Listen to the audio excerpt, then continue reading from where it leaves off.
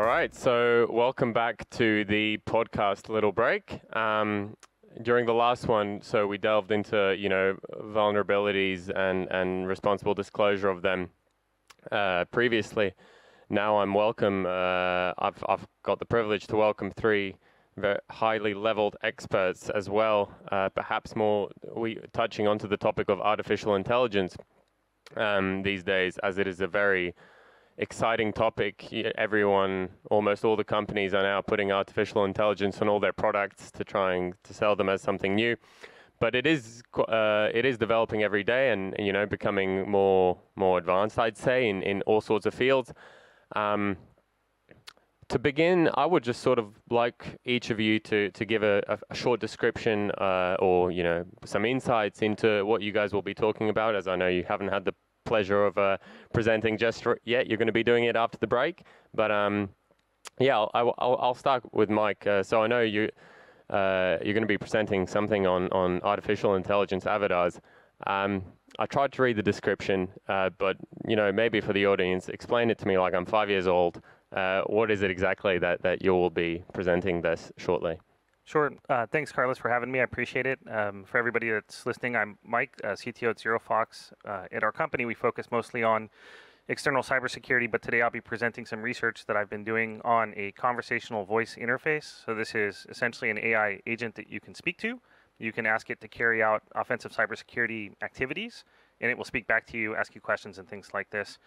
So for example, you can run this piece of software and ask it to perform attack surface identification to find targets. You can ask it to ping hosts or port scan them or conduct exploitation against them and things like this. It's really a proof of concept, but it's just meant to demonstrate kind of things that are coming soon. And if you look at some of the recent announcements out there from OpenAI and things, this aspect of interacting with software is just starting to become popular. And I think we haven't yet seen a major application of it to security. So I think we'll get to see a little bit of a glimpse into what this might look like in the future. So awesome. And Marvin, so I know, Elastic is a renowned, world-leading also service and vendor when it comes to cybersecurity solutions. Obviously, Elastic products have been at the top of the game for quite a while now. And what interests me is then how is Elastic then using artificial intelligence or machine learning algorithms to further augment Elastic's capability in providing defensive solutions to customers. Yeah, absolutely. I mean, so the advent of Gen AI, Gen AI has been around for a long time, but now it's gone on this cave where everyone is adopting it.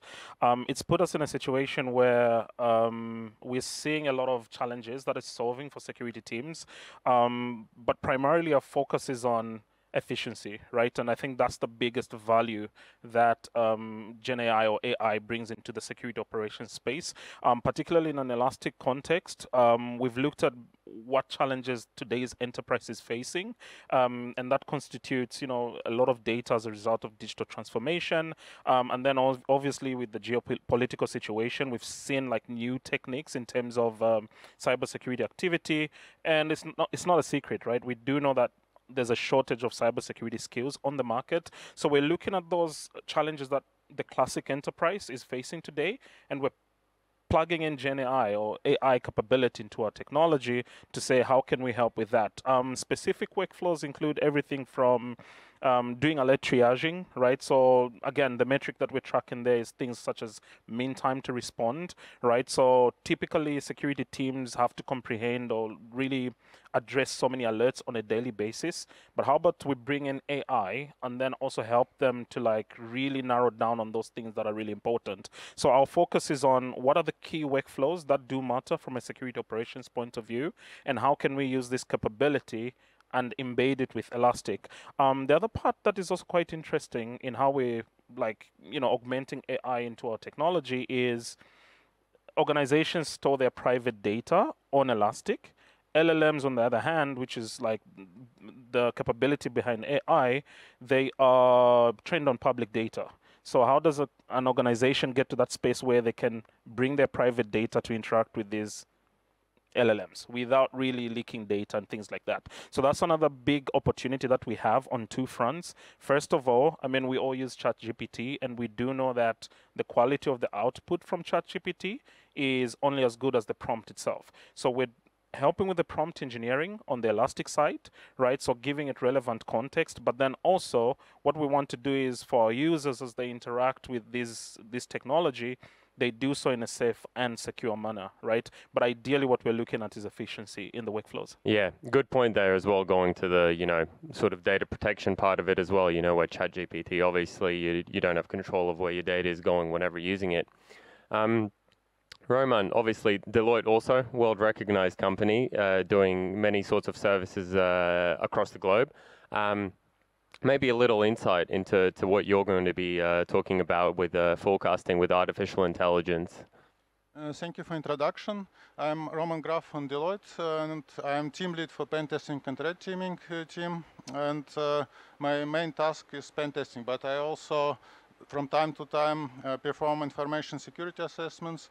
And previously, I was a researcher for AI.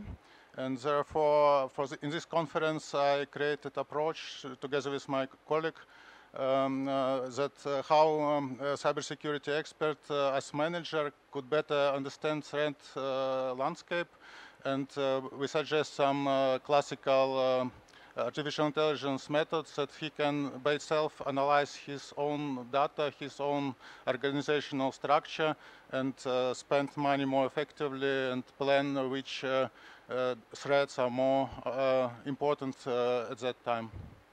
Yeah, absolutely. I can say from my personal experience as well, whenever a news company or some journalism comes up and asks, what is the importance of AI, what is the impact of AI nowadays as it is becoming sort of a buzzword and being used everywhere.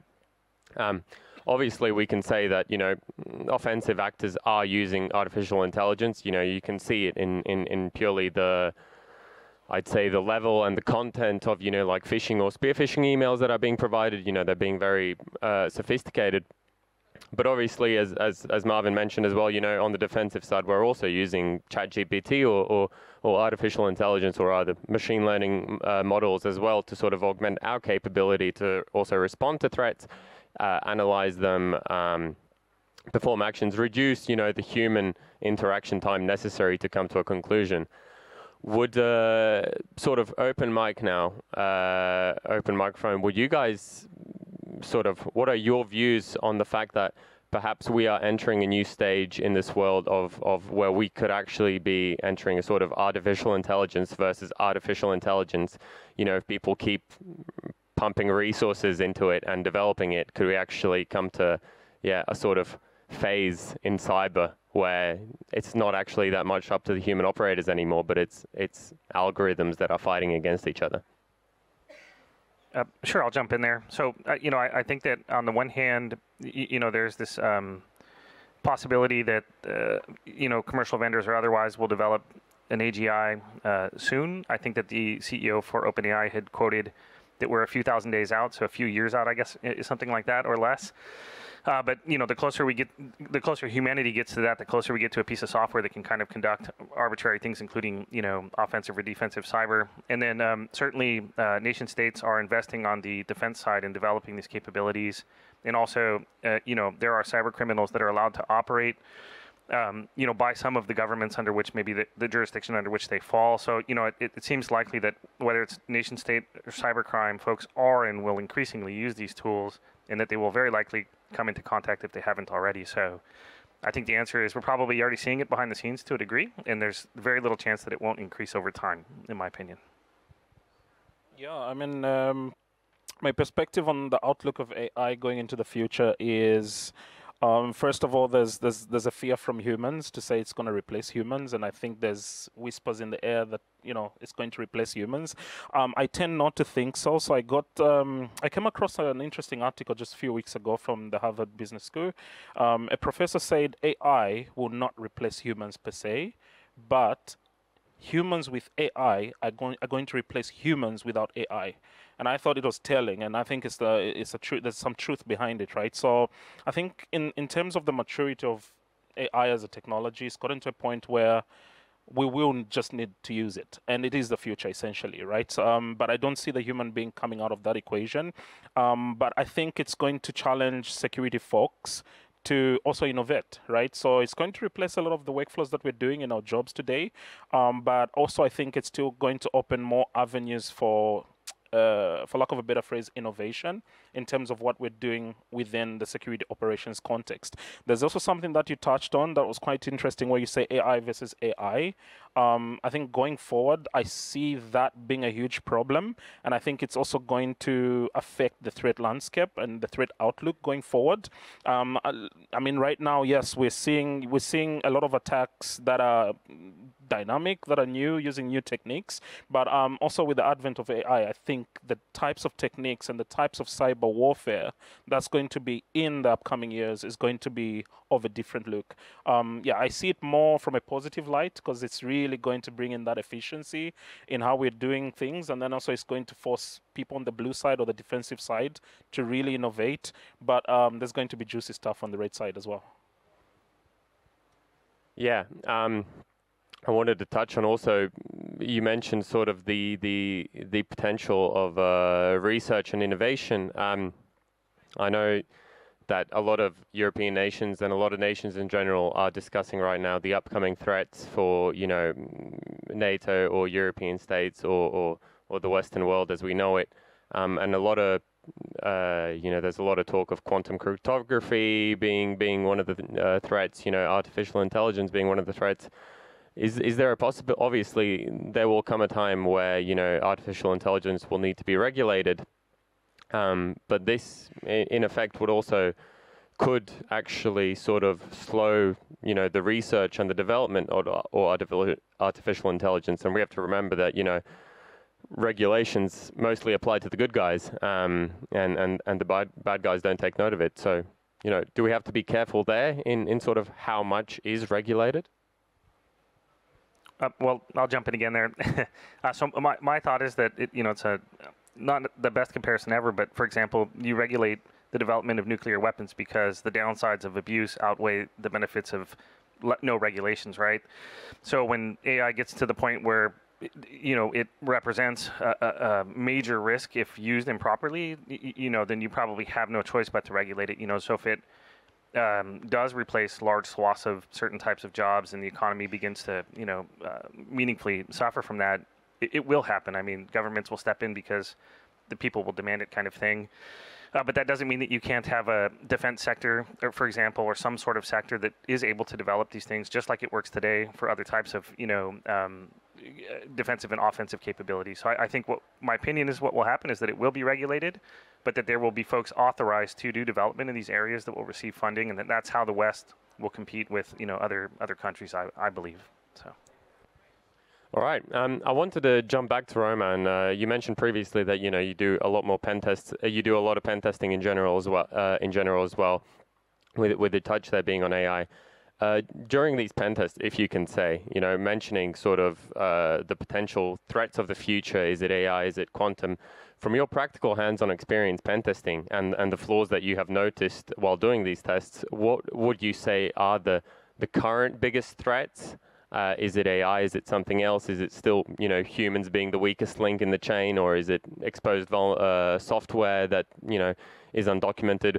What, in your experience, would be the actual threats right now that you have mentioned? Thanks. Of course, AI creates new possibilities for attackers, and we can see it already. OWASP top 10, there is a AI top 10 already. It's quite similar approach for attack, but there are, for instance, specific things like prompt injection.